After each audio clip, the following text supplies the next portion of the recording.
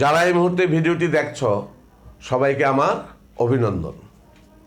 আজকের এই ভিডিওটি আমি করেছি নবম ও দশম শ্রেণীর পদার্থবিজ্ঞান বিষয়ের একাদশ অধ্যায় চলবিদ্যুৎ থেকে। আর এটি হচ্ছে চলবিদ্যুতের চতুর্থ পর্বের ভিডিও। আজকের ভিডিওতে আমি যে বিষয়গুলো আলোচনা করব তা হচ্ছে তড়িৎ ক্ষমতা, বিদ্যুৎ পরিবহন, সিস্টেম লস এবং লোডশেডিং। শিক্ষার্থী বন্ধুরা, তোমরা পটেনশিয়াল বা বিভব আলোচনা করার সময় জেনেছ পটেনশিয়াল প্রয়োগ করে চার্জকে যদি সরানো হয় তাহলে কাজ করা হয় বা শক্তির ক্ষয় হয়। লক্ষ্য করো, এখানে একটি বর্তনীর অংশ দেখানো হয়েছে, যার এ বিন্দুর বিভব হচ্ছে ভি এ, বি বিন্দুর বিভব হচ্ছে ভি বি, যেখানে এই ভি এ গ্রেটার দেন হচ্ছে ভি বি।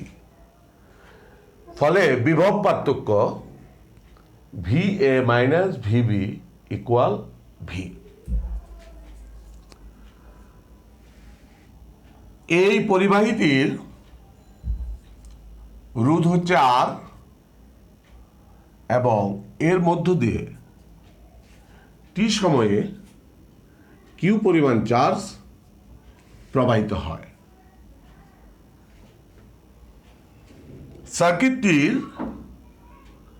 ভি বিভব প্রয়োগ করার ফলে, অর্থাৎ এই সার্কিটটিতে ভি বিভব প্রয়োগ করে এই কিউ পরিমাণ চার্জকে সরানো হলে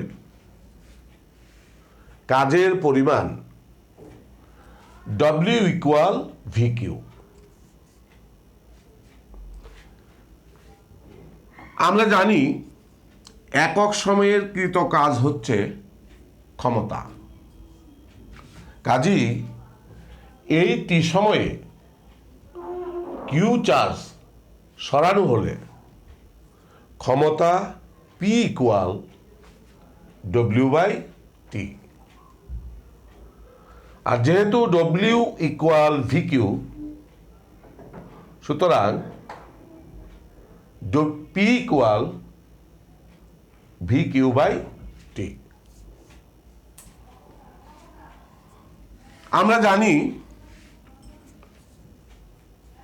তড়িৎ প্রবাহ হচ্ছে কোনো পরিবাহীর যে কোনো প্রস্থচ্ছেদের মধ্য দিয়ে একক সময়ে অতিক্রান্ত চার্জ।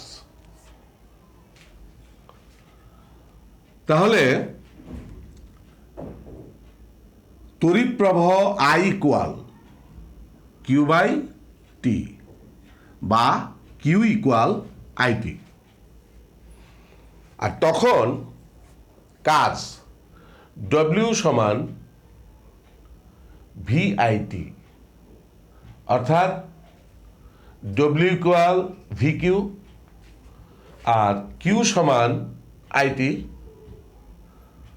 অতএব এই ভি কিউর মধ্যে কিউর মান বসাইলে আমরা পাই W equal V I T এবং ক্ষমতা P equal V I T by T. হর এবং লবের এই টি যদি আমরা ক্যান্সেল করে দেই তাহলে পি ইকুয়াল ভিআই। এবার ওহমের সূত্র হতে আমরা পাই, অর্থাৎ ওহমের সূত্রের গাণিতিক প্রকাশটি হচ্ছে আই ইকুয়াল ভি বাই আর। ঠিক তখন এই ডব্লিউ ইকুয়াল ভি এবং এই আয়ের পরিবর্তে বসবে V by R into T সমান হচ্ছে V square T by R. এবং তখন ক্ষমতা পি ইকুয়াল হবে V square T by R into 1/t। T এবং টি কাটা গেলে আমরা পাই P equal V square by R. যখন ওহমের সূত্রের গাণিতিক প্রকাশটি ভি ইকুয়াল আইআর, তখন ডব্লিউ ইকুয়াল আইআরটি স্কোয়ার, অর্থাৎ এই ভি এর মান বসবে হলো আইআর, তখন বি স্কোয়ার হয়ে যাবে I R whole square into T by হচ্ছিল আর সমান আই স্কোয়ার আর টি। এবং তখন ক্ষমতা পি ইকুয়াল হবে, এই ডব্লিউর মান হচ্ছে I square R T by হচ্ছিল টি সমান আই স্কোয়ার আর। তাহলে আমরা তড়িৎ ক্ষমতার যে সমীকরণগুলো পেলাম তা হলো P equal W by T, P equal V Q by T, P equal V I, P equal V square by R এবং P equal I square R. এই সমীকরণগুলো তোমাদের প্রয়োজন হবে বিভিন্ন গাণিতিক সমস্যা সমাধান করতে। শিক্ষার্থী বন্ধুরা, আশা করি তড়িৎ ক্ষমতার বিভিন্ন সমীকরণগুলো তোমরা এখন বুঝতে পেরেছ। এবার বিদ্যুৎ পরিবহন। যখন এক জায়গা থেকে অন্য জায়গায় বিদ্যুৎ পরিবহন করতে হয় তখন সেটিকে অনেক উচ্চ ভোল্টেজে নিয়ে যাওয়া হয়। বৈদ্যুতিক তারে বিদ্যুতের অপচয় কমানোর জন্যই এটি করা হয়ে থাকে। বিষয়টি আমি আবার একটু বলছি, লক্ষ্য করো। যখন বিদ্যুৎকে এক স্থান থেকে অন্য স্থানে পরিবহন করা হয় তখন এটির যে ভোল্টেজ, সেই ভোল্টেজকে অনেক গুণ বাড়িয়ে, অর্থাৎ অনেক উচ্চ ভোল্টেজে নিয়ে এই পরিবহনটা করা হয়। ফলে বৈদ্যুতিক তারে বিদ্যুতের যে অপচয় সেটি কম হয়।